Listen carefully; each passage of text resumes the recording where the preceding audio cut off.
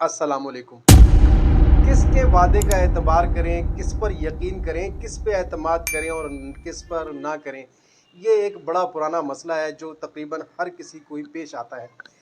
चूँकि इस माशरे में रहना है और माशरे में अच्छे बुरे सब लोग होते हैं, तो बहुत मुश्किल होता है कि बग़ैर अहद पैमा के, बग़ैर वादों के, बग़ैर कोई कॉन्ट्रैक्ट के, बग़ैर किसी मुआहदे के चला जाए, बड़ा मुश्किल है, ऐसा नहीं हो सकता।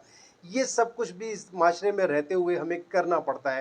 लेकिन अमूमन ऐसा होता है कि अपना वक्त निकालने के लिए, अपने फ़ायदे के लिए या किसी तरह से अपने मकसद को हासिल करने के लिए वक्ती तौर पर लोग ऐसा कर लेते हैं और उसके बाद पीछे हट जाते हैं, जो फिर दूसरे को धोखे या फ़रेब में रखने के मुतरादिफ होता है। इसके बारे में मौला मुत्तक़ियान मौला इमाम अली अलैहिस्सलाम एक बेहतरीन फार्मूला देते हुए नहजुल बलागा की हिकमत 155 में फरमाते हैं, अहदो पैमा की जिम्मेदारियों को उनसे वाबस्ता करो जो मेखों के ऐसे मजबूत हों।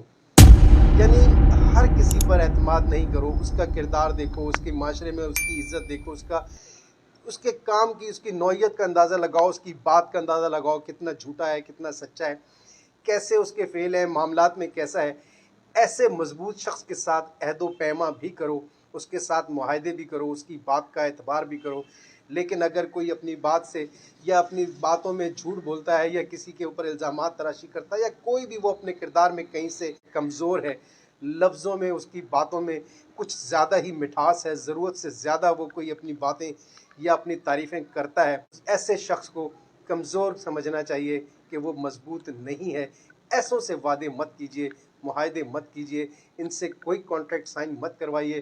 ये आपको धोखे दे सकते हैं, ये आपके लिए नुकसानदेह साबित हो सकते हैं। शुक्रिया।